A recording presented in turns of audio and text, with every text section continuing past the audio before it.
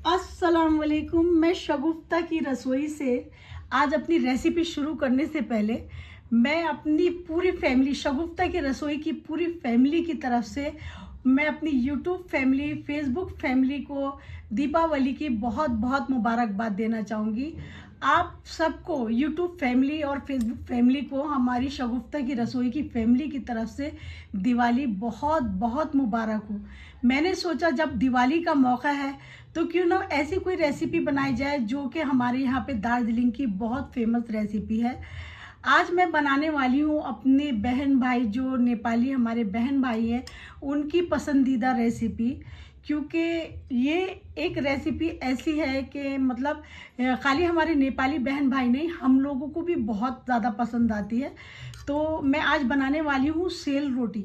Cell रोटी क्या है वो भी मैं आपको बताती हूँ। सेल रोटी एक ऐसी रेसिपी है, जब कभी भी हमारे यहाँ पे नेपाली बहन भाइयों का कोई सा भी शादी ब्याह हो या कोई छोटा मोटा प्रोग्राम हो या कोई सा भी मतलब प्रोग्राम हो, तो उसमें आपको ये सेल रोटी ज़रूर मिलेगी। सेल रोटी देखते के साथ हमारे मुंह में पानी आ जाता है। मैंने सोचा क्यों नहीं आज ऐसी रेसिपी बनाई जाए जो हमारे बहन भाई, नेपाली बहन भाइयों की पसंदीदा रेसिपी है। चलिए शुरू करते हैं, देर किस बात की है। सेल रोटी बनाने के लिए हमें क्या क्या चाहिए वो मैं आपको बताती हूँ। अब मिलके चलिए बनाते हैं सेल रोटी, जो कि बहुत ज़्यादा बहुत स्वादिष्ट रेसिपी है ये देखिए, मैंने यहाँ पे ½ केजी चावल लिया है, जो कि मैंने रात को ही भिगा के रखा था। और 1 चम्मच मैंने यहाँ पे मेथी का दाना लिया था। ये मेथी का दाना डालने से जो है बेकिंग सोडा या सोडा कुछ डालने की ज़रूरत नहीं पड़ती है, तो वो भी मैंने चावल के साथ ही भिगा के रखा था। और कम से कम इसको अगर आप रात को भूल जाती हैं तो कम से कम इसको 2 से 3 घंटा तो ज़रूर भिगाइए। चावल जितना भिगा हुआ होगा उतना ज़्यादा अच्छा होगा। 1 टुकड़ा मैंने ये दालचीनी का लिया है। यहाँ पे मैंने 6-7 पीस मैंने छोटी इलायची लिया है। ½ केजी चावल है तो मैंने इस मग से नाप के 2 मग लिया था। तो लेकिन मैंने यहाँ पे मतलब 250 ग्राम चीनी नहीं लिया है, मैंने इसमें चीनी लिया है 200 ग्राम। अगर कम होगी तो बाद में पीस के मैं और डाल सकती हूँ, लेकिन मैं भी हाथ रोक के चीनी डालूंगी। 2 चम्मच मैंने यहाँ पे देसी घी लिया है, इस चम्मच से नाप के। घी ज़्यादा डालना नहीं होगा सॉरी। और यहाँ पे 2 चम्मच मैंने सूजी लिया है। अब मुझे सबसे पहले क्या करना है, ये चावल को मुझे मिक्सी में डाल के पीसना है।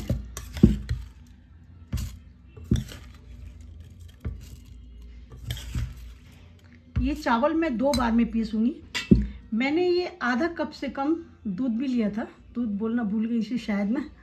तो मैं यहाँ पे मैंने क्रीम के साथ ही लिया है दूध, क्रीम के साथ दूध लिया है। और यहाँ पे मैं ये जो चीनी है तो आधा चीनी डालूंगी इसमें। और ये जो छोटा इलायची है वो भी मैं इसी के साथ डाल दूंगी। और 1 चम्मच में ये देसी घी यहाँ पे डालूंगी अभी। अब मुझे इसको पीसना है। और अब ये थोड़ा जो चावल अभी बाकी है, इसको कम से कम 2 बार में ये छोटे जार में करके पीसूंगी मैं, क्योंकि हमारा जो बड़ा जार है उसमें ज़रा बारीकी से अच्छे से नहीं पीस पाता है। बड़े जार में मैंने थोड़ा सा जो पीसूंगी थोड़ा सा दरदरा टाइप का रहेगा, और इसको एकदम बारीकी से पीसना है मुझे। थोड़ा घी यहाँ पे डाला मैंने। चावल आप अपने हिसाब से कोई सा भी ले सकती हैं। यहाँ पे मैंने चावल जो लिया है, जो यहाँ का बिरयानी का चावल रहता है ना, नुनिया चावल, इसमें खुशबू अच्छी रहती है। जब उसको फ्राई करो तो एक खुशबू एक अच्छी निकलती है, तो इसीलिए मैं हमेशा जो है नुनिया चावल ही लेती हूँ। ये मैंने नुनिया चावल लिया है। चावल आप जो भी ले सकती हैं, नया चावल हो नया चावल भी ले सकती है। इसमें मुझे थोड़ा पानी डाल के पीसना है। ये देखिए मैंने इसको पीस के निकाल लिया है, और मैंने 2 हिस्सों में पीसा है, जिसमें एक हिस्सा मैंने इसका ज़रा दरदरा पीसा है। आपको देखिए दिख रहा है, ये दरदरा टाइप में पीसा है ये। एक हिस्सा, और 2 हिस्सा जो है मैंने एकदम बारीकी से पीसा है। देखिए ये बारीकी से एकदम पीसा है, क्योंकि कुछ बारीक होने से और कुछ दरदरा एकदम अच्छे से बैलेंस आ जाएगा। थोड़ा इसका मुंह में आता हुआ अच्छा लगता है ना चावल।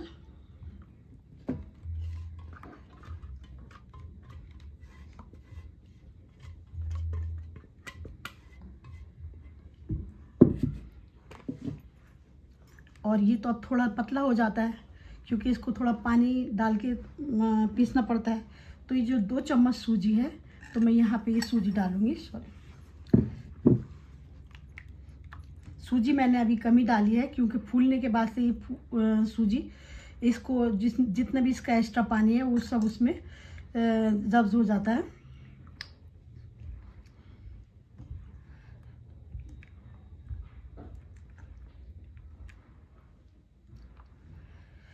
और इसके साथ में जो मैंने चीनी भी इसी के साथ पीसा है, और आपका जो दूध और आपका घी डाल के एक ही साथ जो मैंने पीसा है, उसका पीसने की वजह यह है कि मतलब इसको अगर हम वैसे अलग से डालेंगे तो फिर हमें अलग से पूरा फेंटना पड़ेगा। तो मिक्सी में डालने की वजह से ज़्यादा बाद में फेंटने की ज़रूरत नहीं पड़ती है। फिर भी मैं इसको ज़्यादा ही फेंटूँगी। मैं इसमें बेकिंग सोडा वगैरह कुछ नहीं डाल रही हूँ ना, तो मुझे अच्छे से इसको फेंटना है। तो अब मैं इसको ऐसे ढक के रख देती हूँ। तो अभी ये सब रेडी करके मुझे दुकान में कुछ काम है, मैं दुकान में जाऊँगी रात को। जब वहाँ से मैं 8-9 बजे तक आऊँगी, अभी लगभग 4 बज रहा है, तो मैं जब रात को 8-9 बजे तक वापस आऊँगी दुकान से, तो फिर मैं इसको रेडी करूँगी। जब तक इसका बैलेंस अच्छे से अभी मिल जाएगा। ये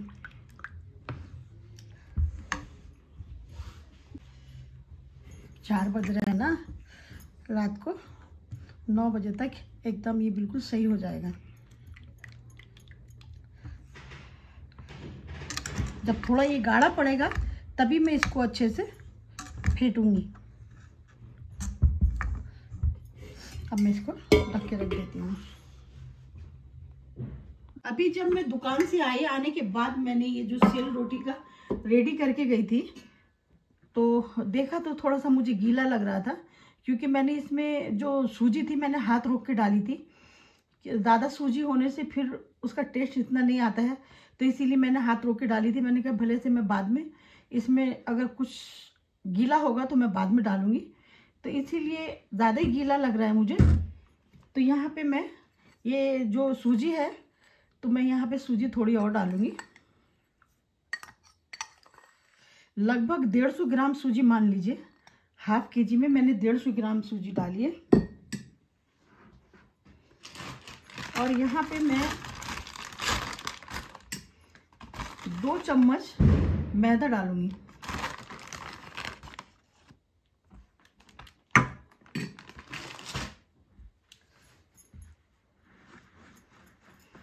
और मैं एक बार चीनी भी चखूंगी ये अच्छे से फेंटने के बाद से। अगर चीनी कुछ कम लगेगी तो मैं इसमें थोड़ा चीनी पीस के डाल दूंगी बाद में। मुझे तो जहाँ तक ध्यान है कि इंशाल्लाह ठीक ही होगी, क्योंकि मैं मीठा कम खाती हूँ। हमारी फैमिली के लोग मीठा कम ही खाते हैं। अगर आप लोग मीठा ज़्यादा पसंद करते हैं तो इसके साथ बराबर की चीनी भी डाल सकते हैं। अब इसको मुझे हाथ की मदद से अच्छे से फेंटना होगा। जितना मैं इसको फेंटूंगी उतना ज़्यादा अच्छा होगा। और फेंटने के बाद फिर मैं आधे घंटे के लिए ऐसे ही छोड़ दूंगी, क्योंकि मैंने सूजी और मैदा डाला है ना। और जाने के टाइम में मैं इसको पानी में रख के गई थी। पानी में मैंने क्यों रखा था, मेरे घर में चूटी बहुत है, तो चूटी से बचने के लिए मैं हमेशा तरकारी हो या चावल हो या कोई मीठी चीज़ है तो हमेशा पानी के अंदर रखती हूँ, तो चूटी नहीं होती है। अब मैं अपने हाथ की मदद से इसको खूब अच्छे से फेंटती हूँ।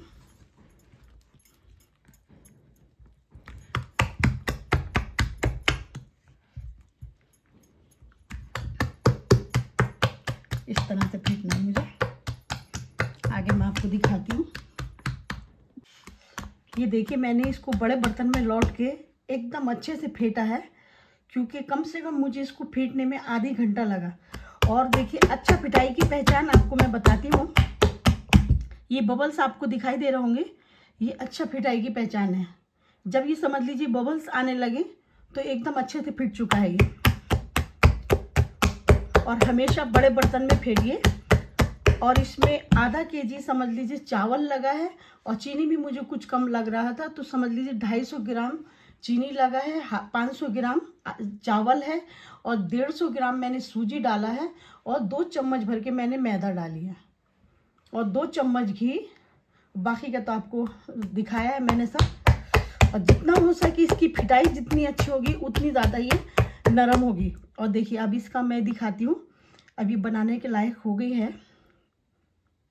देखिए एकदम अच्छे से। अभी फेंटने के बाद से भी मैं कम से कम इसको आधे घंटे के लिए ऐसे ही छोड़ देती हूँ, फिर उसके बाद अपने बनाने की तैयारी करते हैं। चलिए अब सेल रोटी बनाना शुरू करते हैं। यहाँ पे मैंने रिफाइन लिया है। इसको सेल रोटी को रिफाइन में बनाएंगे तो ज़्यादा अच्छा होगा, ये देसी घी में भी अच्छा नहीं होता है क्योंकि वो घी जमता है। खास करके रिफाइन में बनाएंगे तो बेहतर होगा। और मैंने यहाँ पे अभी छोटे बर्तन में लौट लिया है, और तेल मैंने अच्छे से गर्म किया है, और मैंने पूरा भरपूर तेल लिया है। अब मुझे किस तरह से करना है, इस तरह से देखिए,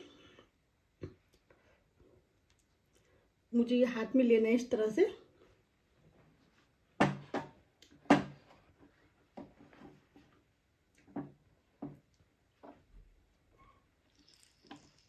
देखिए इस तरह से मुझे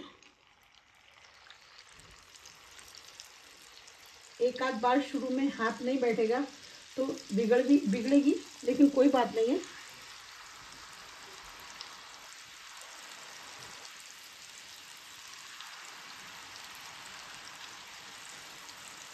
इस तरह से बनाइए। जब ये नीचे से हल्का ब्राउन होने लगे तो इसको पलट दीजिए। खास में तो ये सेल रोटी 2 लोग खड़े होकर बनाते हैं, एक डालते जाते हैं और दूसरा निकालने के लिए रहते हैं, लेकिन यहाँ पे मैं अभी अकेली हूँ, अकेले डालना है और अकेले निकालना है। और जब ये सेल रोटी हमारे यहाँ पे ये नेपाली हमारी बहनें और भाई लोग बनाते हैं ना, तो आपका दिवाली से 2 दिन पहले बनना शुरू हो जाता है। हर घर में नेपाली बहनों के घर में ये सेल रोटी बनता है। और ऐसा नहीं है कि किचन में बने या रूम के अंदर बने, एकदम खुले में बैठ के बनाती हैं। बहुत अच्छा लगता है क्योंकि अपने घर के आंगन में बनाती हैं, या फिर बाड़ी होता है ना, मिट्टी का कोई ज़मीन वमीन रहता है तो उसमें बैठ के बनाती हैं, वो भी चूल्हे के ऊपर, और साथ में नेपाली गीत लगाती हैं, तो बहुत अच्छा लगता है। एक अलग तरह की रौनक रहती है। ये देखिए इस तरह से।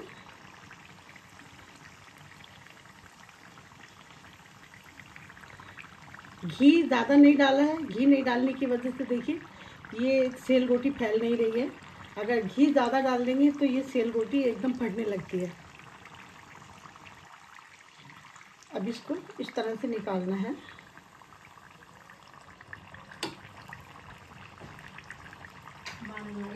काफ़ी दिन से खराब है, इस तरह से मैं निकाल लेती हूँ। एक बार फिर दिखाऊंगी मैं आपको बनाकर।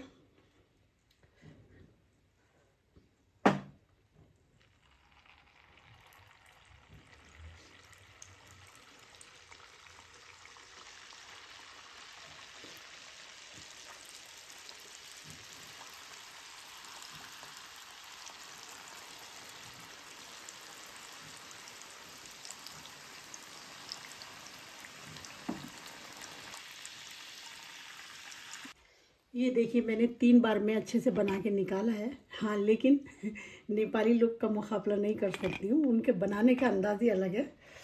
और बाकी का मैं बनाने के बाद आपको दिखाती हूँ। फिलहाल 2 प्लेट भर के मैं बना चुकी हूँ। अब लास्ट रह गई है तो वो भी मैं आपको दिखाती हूँ, लास्ट का बना के।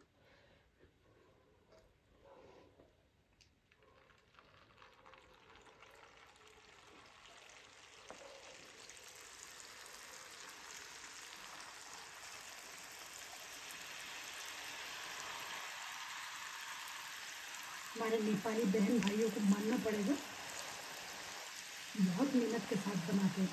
फिर एक लोग नहीं होते हैं, मिलके पूरी फैमिली बनाती है इसको। अल्लाह का शुक्र है, नेपाली रेसिपी सेल रोटी बनके तैयार हो चुकी है। एक हाफ केजी चावल की रेसिपी बनाने में मुझे पूरा दिन लग गया है। थोड़ा मेहनत ज़रूर पड़ता है इसमें, लेकिन खाने में बहुत स्वादिष्ट है।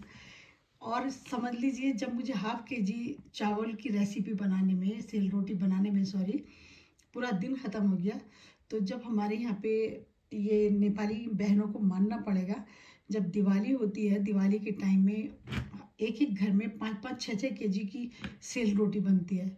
इसीलिए पूरी फैमिली लगी हुई होती है। उन लोग की हिम्मत को मानना पड़ेगा, किस तरह से वो बनाती होंगी।